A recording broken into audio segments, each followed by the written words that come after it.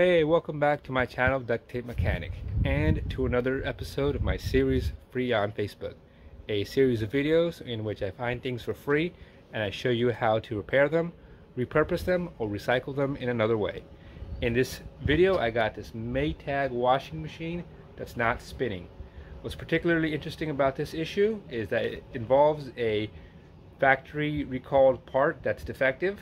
So I'm going to show you what's going on with that. So if you like this video, make sure you subscribe to my channel for more DIY and tinkering videos. So this is the washer that the owner said is not spinning. This particular model number is MVW8466HW3.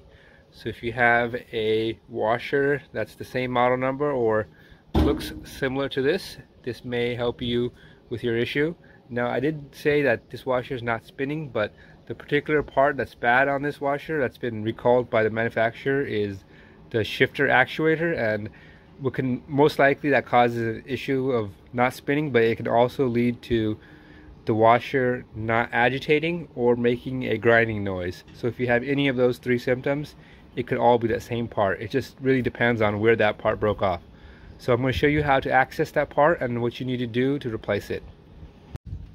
Alright, the first thing we need to do is unplug it and disconnect the water line to the back. And after that, we'll tip it on its back. Alright, so we've got the washer on its back. And to get a better idea of what's happening with this actuator, we're going to go ahead and take off the case as well. So all you need is a 5/16 inch nut driver.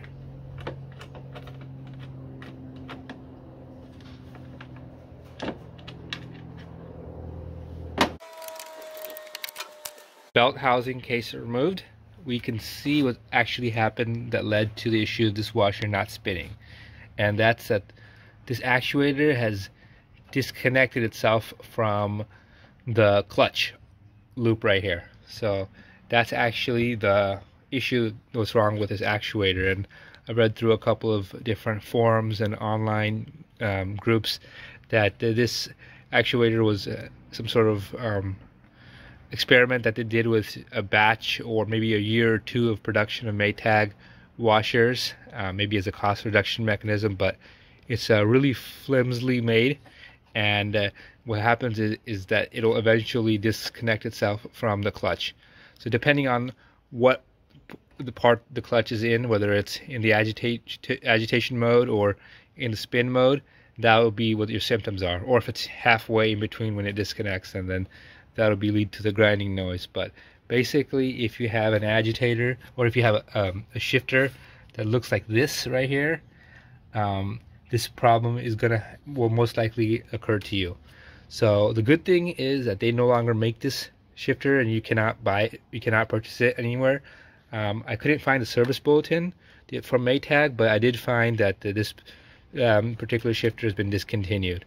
So what we'll do is unhooked it from the connector right here, and just undo that screw there, and there should be another green screw right here, and we'll put on what's the official replacement shifter that is way more common among Maytag, Kenmore, and Whirlpool washers.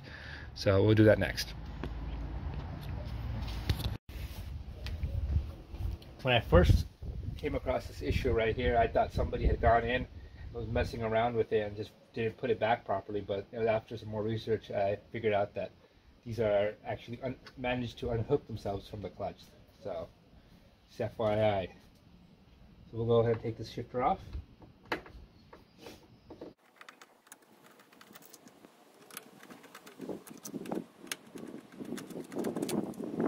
So that's what it looks like, and let's put on the replacement part.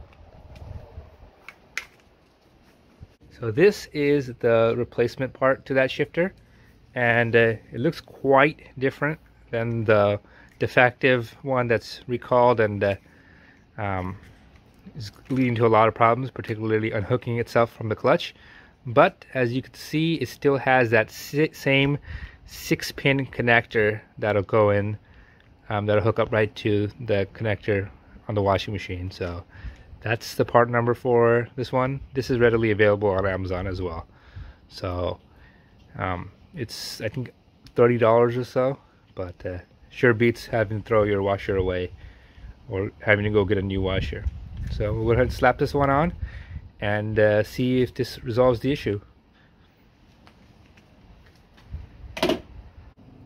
To install it, it's pretty much going to line up the mounting holes right here, and we are going to have to shift this down because that's the position that this shifter is in, so otherwise it won't fit over the loop in on the clutch.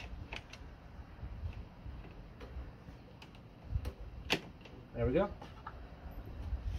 And then we'll just put the screws back in, and they fit perfectly despite this shifter looking nothing like the old one. And this shifter is much more common, and you'll see this on a lot of the other washers as well. There's a black colored one and a red colored one. The other one looks almost like a Samsung shifter. So, but after that, we'll just plug in the connector. That should resolve our issue, but we're going to put the case back on and test this out. Recap on how to install this. I did have to move the clutch down because that's just the way the shifter was, and the machine will autocorrect based on where you started in the cycle, but it's looped in there, and these shifters are fairly common. They work well, so it's on the clutch and it's mounted on there. The connector's on there. All we're going to be doing is slapping the protective casing back on there for the belt and starting to run.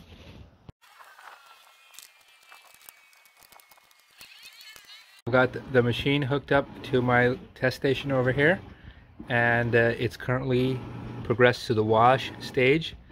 I've bypassed the lid lock mechanism for the time being, and it's agitating as it should be. There's no grinding noise or anything, and so far so good. I'll come back to make sure that it progresses to the spin cycle as well and works as it should, so that'll verify that the actuator we put on is indeed working. So the machine has now progressed to the spin cycle, and it looks like it's working good. No grinding noises or stalling or anything like that. As you can see, it's spinning good. So that shows us that the actuator is switching between agitation mode and spin mode just fine. So yeah, so if this video helped you repair your washer, make sure you give it a thumbs up sign.